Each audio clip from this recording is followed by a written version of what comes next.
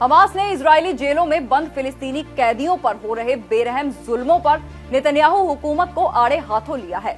फिलिस्तीनी resistance group Hamas ने फिलिस्तीनी कैदियों को 90 दिनों के अंदर फांसी देने वाले इजरायली कानून की सख्त मजम्मत की है।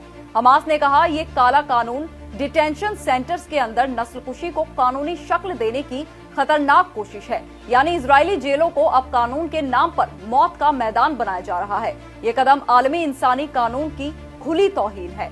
हमास ने खुले लफ्जों में चेताया कि अगर इजराइल ने ये जुल्म नहीं रोका तो इसका सीधा असर सीजफायर डील और आने वाले किसी भी समझौते पर पड़ेगा। इजराइल की नेतन्याहू हुकूमत की जुल्मी कार्रवाइयां सिर्फ बमबारी तक महदूद नहीं है। इजरायली फौज मजलूम, निहत्थे और बेबस फिलिस्तीनियों को गिरफ्तार या अगवा करके उन्हें इजरायली जेलों में ले जाकर कैद कर देती है, जहां उनके साथ जानवरों से भी ज्यादा बदतर सुलूक किया जाता है। अब नेतन्याहू हुकूमत अगवा किए गए फिलिस्तीनियों को फांसी देने का मंसूबा बना रही है, जिससे जेल में कैद फिलिस्तीनियों पर जुल्म मजीद बढ़ गया है। ऐसे में फिलिस्तीनी ग्रुप हमास ने फिलिस्तीनियों के खिलाफ हो रही इजरायली कार्रवाइयों की सख्त मजम्मत की है। प्रेस टीवी की खबर के मुताबिक फिलिस्तीनी रेजिस्टेंस मूवमेंट हमास ने उस नए इजरायली कानून की शदीद मजम्मत की है, जिसकी पहली रीडिंग नेसेट में पास हुई और जो फिलिस्तीनी अगवा किए गए लोगों को सिर्फ 90 दिनों के अंदर बिना अपील फांसी देने का रास्ता बनाती है। हमास ने कहा है कि ये कदम डिटेंशन सेंटर्स को कानून के नाम पर कत्ल के कानून में बदलने की खतरनाक साजिश है। हमास मूवमेंट के मुताबिक इजराइल अब जेलों को अखाड़ा बना रहा है, जहाँ फिलिस्तीनियों को कानूनी कवर के साथ खत्म किया जाएगा। यहाँ ये बात वाज़ेह रहे कि इस वक्त जारी सीजफायर में इजरायली जेलों से वापसी की गई फिलिस्तीनियों की लाशें चीख चीख कर अपने ऊपर हुए जुल्म को